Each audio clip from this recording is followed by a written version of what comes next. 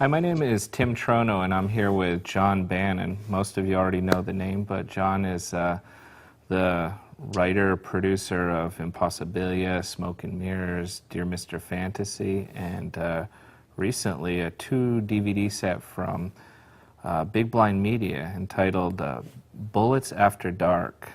So first of all, thanks for being with us, John. I appreciate you taking the time. Happy to be here. And to start off here, John, can you tell us what the title means? I was wondering how obscure that was going to be.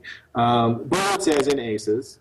It's all card tricks. Okay. And when I was talking with Owen, and he was sort of putting together the kind of the look and feel of the DVD, he was thinking more along the lines of a film noir, kind of dark, backlit kind of look to it, which is how it turned out. And so we were trying to come up with a title that combined card tricks with some kind of noir influence.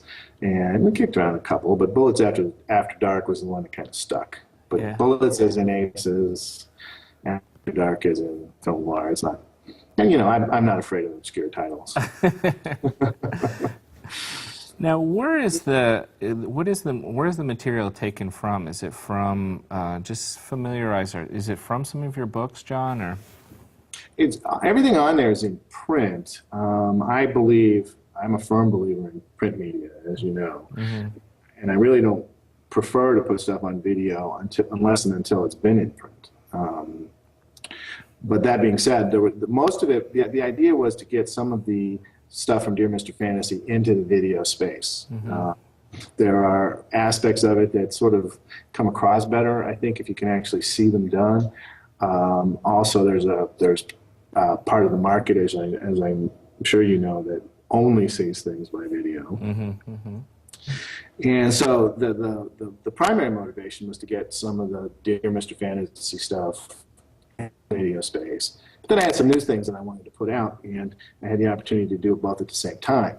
The origami trick, the latest version of the origami trick, and some of the card tricks, the counterpunch routine, and watching the detectives routine. Those are relatively new, and I wanted to get them into the video space and then print at the same time, because I've got a companion booklet that sort of goes with the video, if anybody cares, called 6 Impossible Things, and that had whatever isn't already in print that's on the video is in that little book. Okay.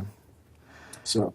Now, what made you pick the material that you did in this? I mean, obviously you have a ton of really excellent material going back years and years. What was your criteria in selecting material for this DVD set? Well, that's interesting. Like I said, it was mainly things from Dear Mr. Fantasy that hadn't been in the video space before. Some of the things from there, like the ace cutting routine and some of the longer routines had already been in video. This was an opportunity to put some of the things that hadn't been in video yet, some of the self-working tricks and the ace assemblies, for example.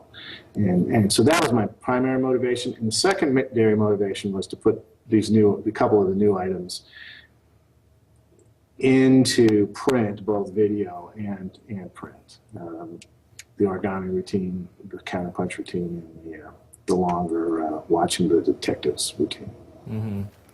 Now, I mean, what I found, which means nothing to anybody who hasn't seen it already, but maybe the names will be familiar. Yeah, and I mean, I'm sure people want to take a look at those particular routines. One of the things that I found interesting about the material, John, was that it was not fairly, I hate to use that term, fairly easy to do, but it was fairly easy to do. I mean, there's not a lot of complicated sleight of hand, but what's interesting is that the material is very multi-layered. In other words, it's not just the most direct path, easy to do. There's a lot of layers behind that. Can you discuss just some of that to maybe give a better understanding to the viewers? Sure. I like tricks that don't require a lot of work. obviously. And none of these tricks require anything like a pass or a half pass or a palm or even a top change. A lot of them are classically self-working, but they involve various principles rather than tacking one principle on to the end of the first one and on to the next one.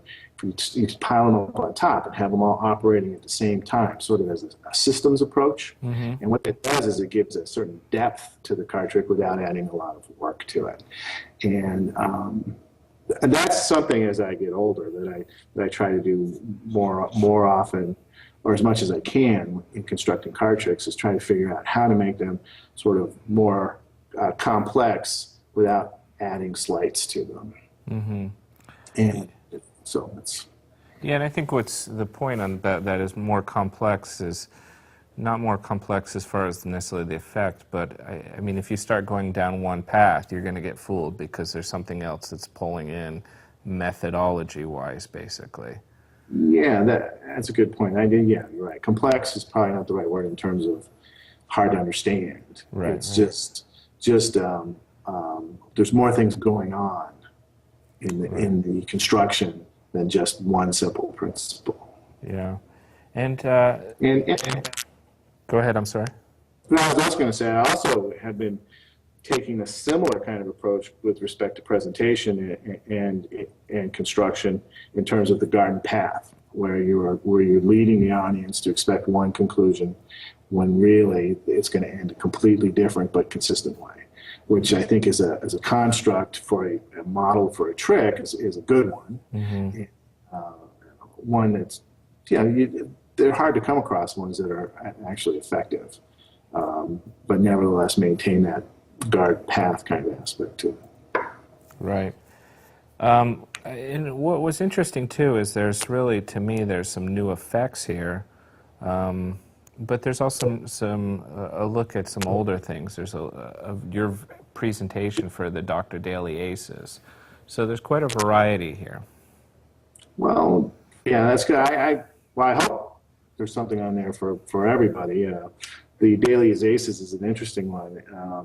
It's a classic trick. It's been around forever, but not the way that I do it. Mm-hmm. And I put it on there mainly because every time I've shown it to a magician, they go, "Oh wow, that's pretty cool," and they've started to do it that way. So I thought the larger audience might be interested in it. But you're right. It's a way of taking a very old trick and basically changing it in a way that makes it seem almost brand new. Mm-hmm. If you think for a second. Yeah. John, I'm going to take a quick break, and we're going to come back with part 2 here.